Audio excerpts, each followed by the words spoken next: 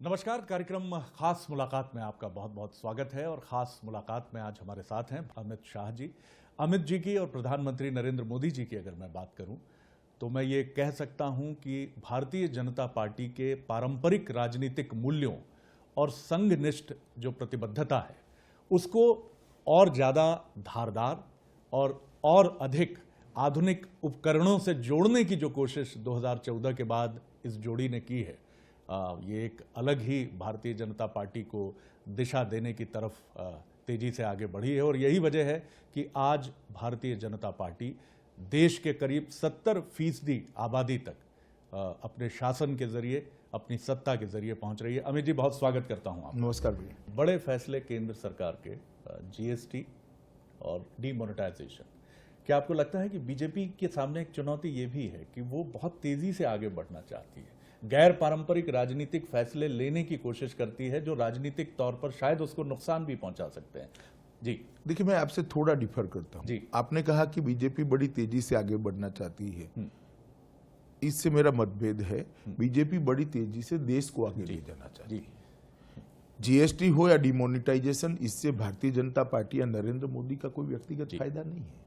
ये देश की भलाई के लिए लिया गया फैसला है। कोई भी बताए मुझे जीएसटी से बीजेपी को क्या फायदा है। जी। थोड़ा बहुत हमारी प्रचार की सामग्री पर भी जीएसटी तो लगा होगा, परंतु एक अर्थव्यवस्था को फाइनेंशियल डिसिप्लिन के 4 कोने के अंदर लाने का ये हमारा प्रयास है।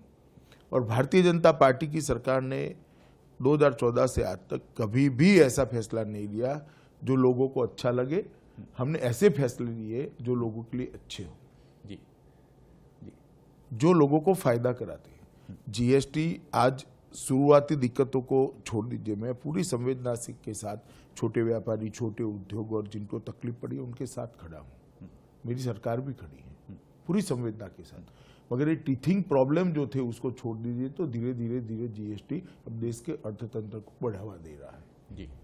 और इतना बड़ा सेल टैक्स रिफॉर्म, दुनिया में सबसे बड़ा सेल टैक्स रिफॉर्म अगर आप करते हो तो शुरुआती टीथिंग प्रॉब्लम आएंगी। मैं सभी छोटे व्यापारी और छोटे उद्योजक को भी कहना चाहता हूं कि इसमें हमारी कोई गलत इरादा नहीं है। आपको तकलीफ हुई है वो बात सही है, मगर हमने संवेदना से आपसे संवाद करते करते करते कई सारे प्रोसीजर सुधारे हैं, कानून में भी बदलाव किया है और बहुत सारी चीजों में टैक्स के रेट को कम करने का काम किया है। और अब ये सुचारू रूप से चलने लगा है। अभी भी हमारा मन खुला है, जो तकलीफें हैं उसको सुधारने के लिए हम तैयार हैं।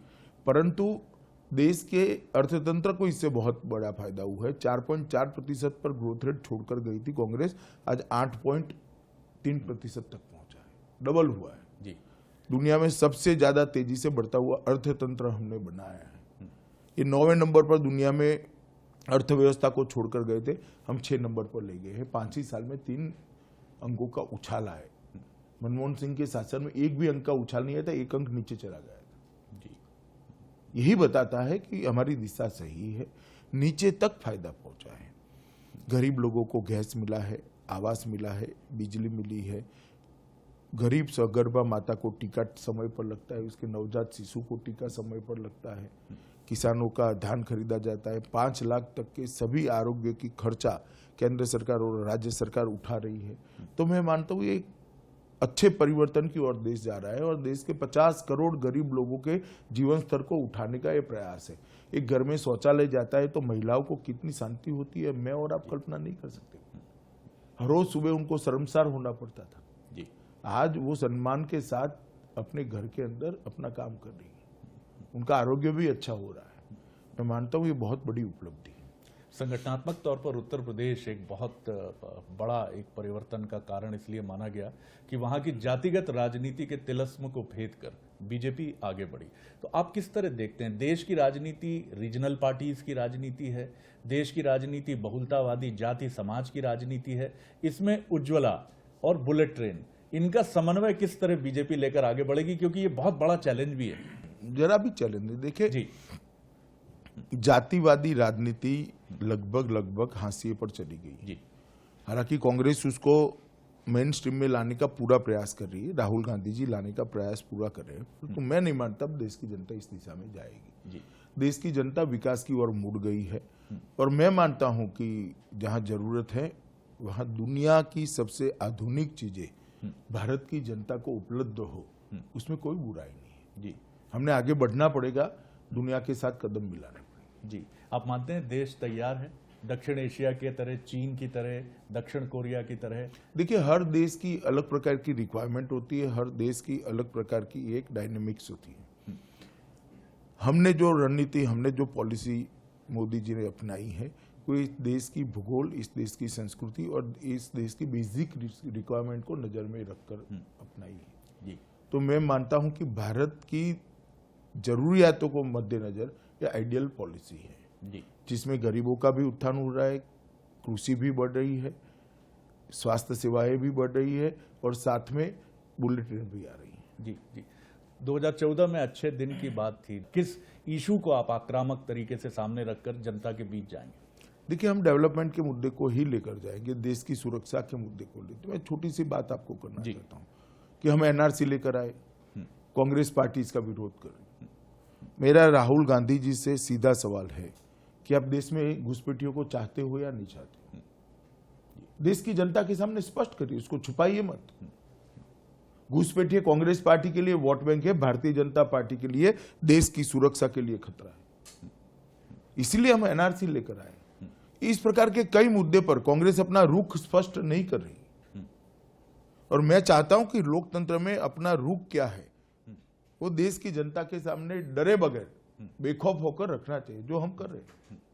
राहुल गांधी मंदिर जा रहे हैं, क्या आपको लगता है कि कांग्रेस जिस तरह से अब बात कर रही है, शिव भक्ति की बात है राहुल जी की, विपश्यना में वो जाते हैं, मेडिटेशन की बात करते हैं, कैलाश और बाद में कमलनाथ जी माइनॉरिटी से मीटिंग कर ज्यादा वोट की अपील करते हैं। जी, ये अंतर्विरोध देखते हैं आप कांग्रेस? अंतर्विरोध नहीं है, ये जनता की आंख में धूल झोंकने का प्रयास है।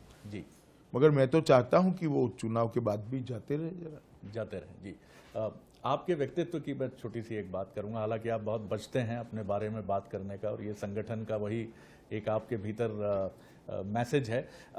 जितने आप सख्त माने जाते हैं, गुलदस्ता नहीं, स्वागत नहीं, जल्दी से औपचारिकता खत्म करिए, मुद्दे पर आइए, एक संगठन में इतना सख्त एटीट्यूड रखना बहुत जरूरी है और निजी जीवन में आप एक मस्त, बिंदास और बहुत जीवन को जीने वाले व्यक्ति हैं। देखिए, ये सख्त अप्रोच नहीं है, संगठन के लिए बहुत जरूरी है कि समय का सदुपयोग किया जाए, एक, और दूसरा, ये सारी चीजें जो होती है वो बड़े बड़े गुलदस्ते, वो चुनाव है तब तो ठीक है, मगर संगठनात्मक कार्यक्रमों में नहीं करने चाहिए। जी। जी। जब चुनाव होता है, एक माहौल बनाना होता है, एक मूड बनाना होता है, एक विजय के लिए पूरी फोर्स को ड्राइव करना होता है, तब ये सारी चीजें अपना एक स्थान भी रखती है, महत्व भी रखती हैं। परंतु जब संगठनात्मक कार्यक्रम हो, मेरा दृढ़ रूप से मानना है कि सीधे साधे होने चाहिए, सादगीपूर्ण होने चाहिए, भोजन भी सादगीपूर्ण होने चाहिए, स्थान भी सादगीपूर्ण होना चाहिए और कम से कम खर्च में कार्यक्रम होने चाहिए। जी। जी। तो कुछ थोड़ा सा मंत्र दे दीजिए उन राजनेताओं को जो बहुत तनाव में रहते हैं, चुनाव में उनका रक्तचाप ऊपर नीचे होता रहता है। आप जब इतना सख्त शेड्यूल लेकर चलते हैं, अनुशासन की मैं बात कर रहा हूँ, तो अपने को तनाव मुक्त करने के लिए क्या करते हैं? ध्यान, योग या कुछ भिन्न जीवन शैली? चलिए, मैं व्यक्तिगत बातों में जाना नहीं चाहता, परंतु भारतीय जनता पार्टी के कमोबेश सभी कार्यकर्ता जिस दिन हमारी सरकार की शपथ होती है उससे दूसरे क्षण अगले चुनाव की तैयारी में लगते हैं। तो तनाव हम पर ज्यादा नहीं होता है। जो मौसमी राजनीतिक दल होते हैं, जिनके लिए चुनाव के समय ही जनता याद आती है, उनके लिए ये होते हैं। भारतीय जनता पार्टी का कार्यक्रम लगातार राज्य सरकार हो या केंद्र सरकार 5 साल तक जनता के बीच में रहता है, तो हमारे लिए चुनाव में बहुत टेंशन नहीं होता है। भारतीय जनता पार्टी जिस मिशन को लेकर आगे बढ़ी है, देश की जनता जरूर उस पर मुहर लगाएगी। खास मुलाकात में इतना ही, अनुमति दीजिए, नमस्कार।